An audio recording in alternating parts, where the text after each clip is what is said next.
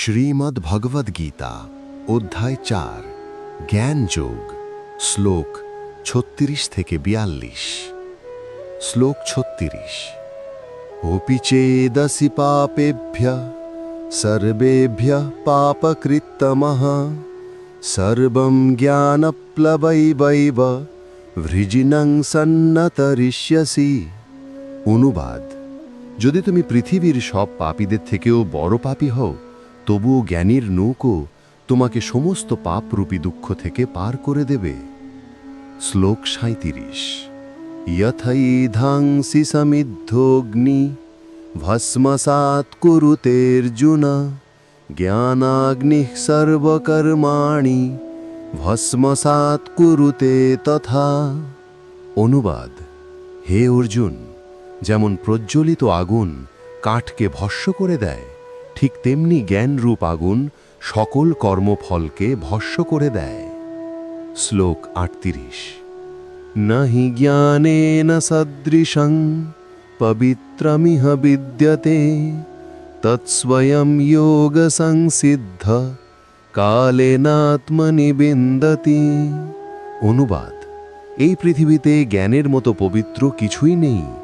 যিনি যোগে সিদ্ধ হন, তিনি নিজ অন্তরে সত্য জ্ঞান লাভ করেন। শ্লোক ৩৯। শ্রদ্ধাবান লভতে জ্ঞানম তৎপরঃ সংযতেন্দ্রিয়ঃ জ্ঞানম লব্ধ্বা পরাং শান্তিম অচিরেণাধিগচ্ছতি। অনুবাদ: যার গভীর শ্রদ্ধা আছে, যিনি মনোযোগী এবং যিনি ইন্দ্রিয় সংযমী, তিনি জ্ঞান লাভ করেন, আর জ্ঞান লাভের পর তিনি শীঘ্রই পরম শান্তি অর্জন করেন। শ্লোক ৪০।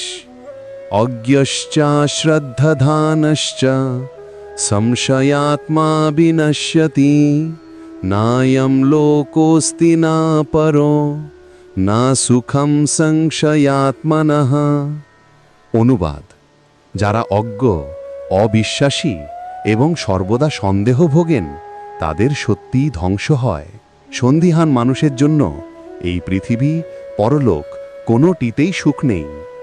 শ্লোক ৪১।